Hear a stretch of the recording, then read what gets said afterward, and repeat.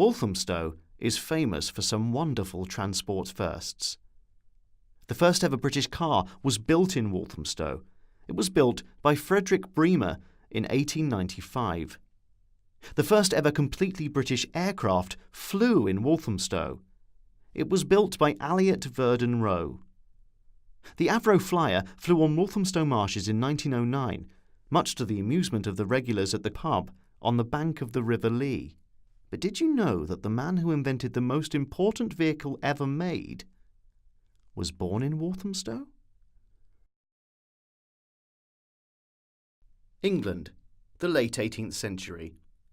With the coming of the Industrial Revolution, the English countryside was changed forever. People were swept off the land and forced to work in huge factories in order to survive. The new inventions of the day all produced pollution. Steam engines, factories, weaving looms, ships, railways, farming. Work was hard and life was grim. When you did get a day off, it was difficult to get away from these dark, satanic mills. Travel was expensive. A horse was expensive. Carriages were expensive, and trains were expensive. If you wanted to go anywhere, you paid a lot of money or you walked. The cycles of the day were expensive as well, and tended to be ridden by speed-mad hooligans. They were also rather dangerous and difficult to ride. Until John Kemp Starley came along. Ever heard of him? I didn't think so. J.K. Starley invented one of the most important forms of transport ever, the safety bicycle. If I might just butt in here. You need a bicycle, you need a bicycle. It really is the business if you want to get around. You need a bicycle, you need a bicycle. It is the best way to perambulate, I have found. Need some bars at the front and a diamond frame, a crank in the middle, and the wheels are just the same. You need a chain from the crank connected to the wheel, and a big leather saddle for a nice comfy feel. You need a bicycle, you need a bicycle.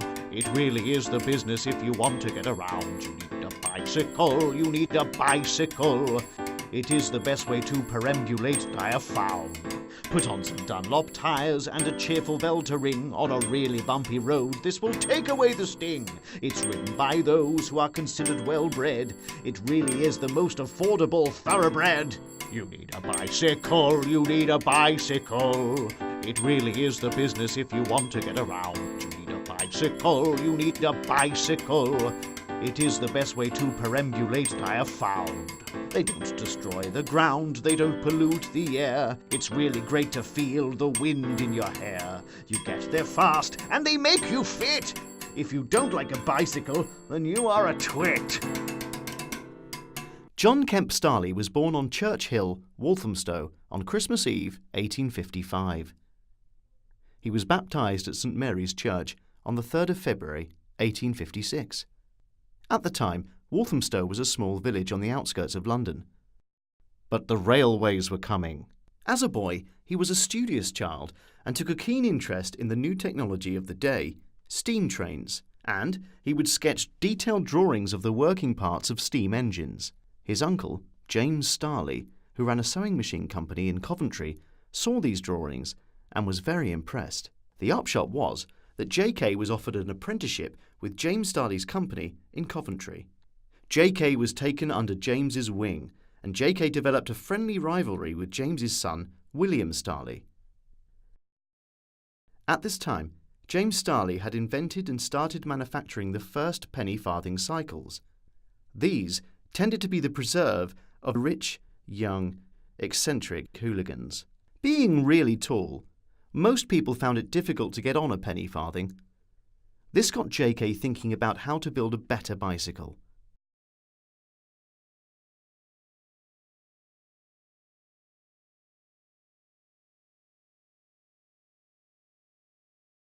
He left James Starley's employ to set up his own company, Starley and Sutton.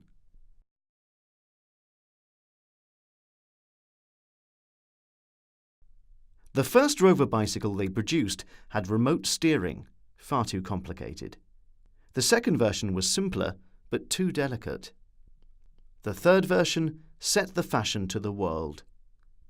The 1885 Starley and Sutton Rover safety bicycle consisted of a diamond-shaped frame, direct steering, both wheels the same size, and a chain-driven rear wheel powered by pedals.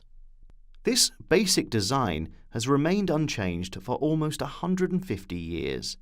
JK never took out a patent on his design, so hundreds of companies copied his safety bicycle.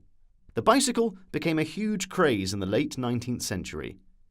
Dunlop's pneumatic tyre helped improve the ride. Roads were improved to cope with the huge amount of bicycles using them. The bicycle led to the biggest diversification of the gene pool in the world. People could travel further to fall in love.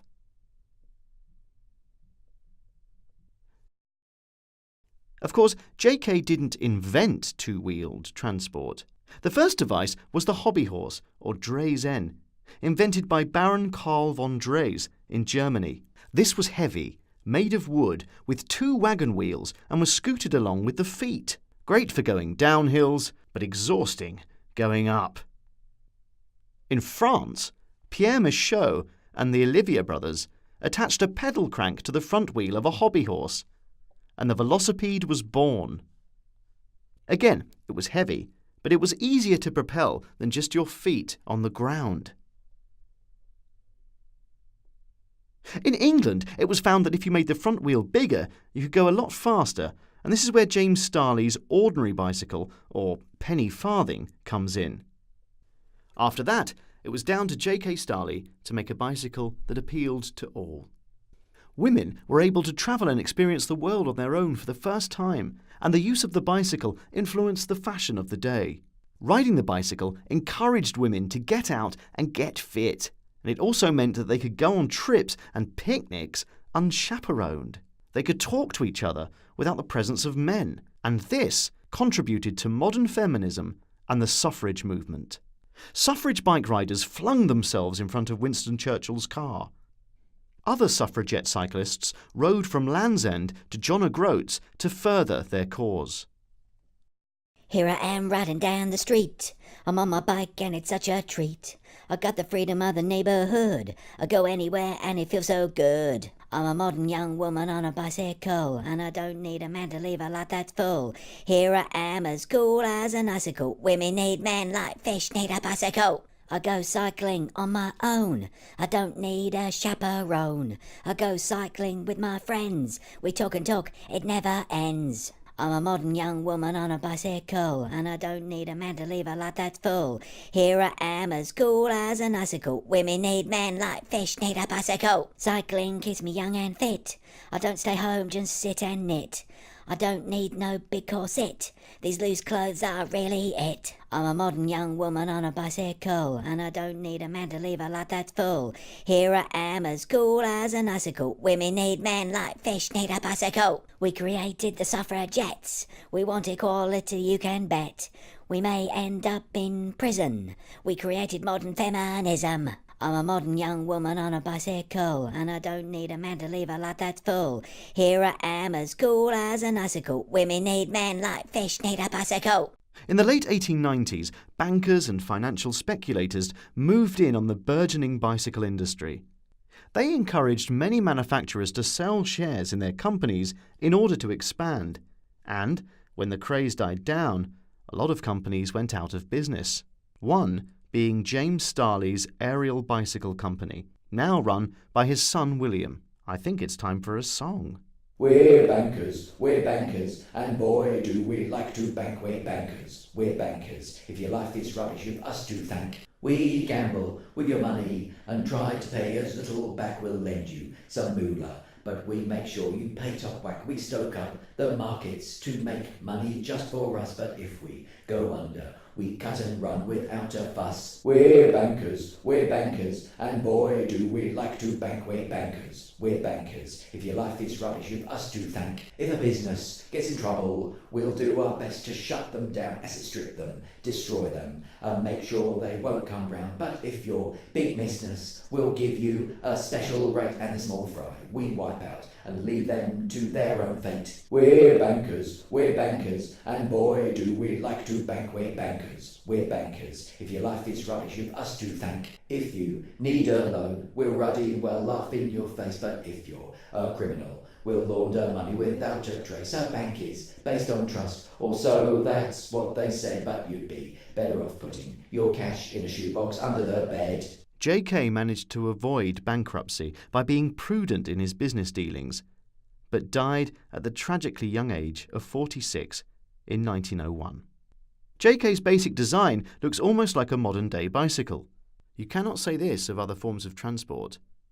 The Wright brothers' Flyer looks nothing like a modern aircraft. The first car developed by Carl Benz looks nothing like a modern car and much more like a horseless carriage. The bicycle has changed the lives of people all over the world and is going to be even more important in the future. The end.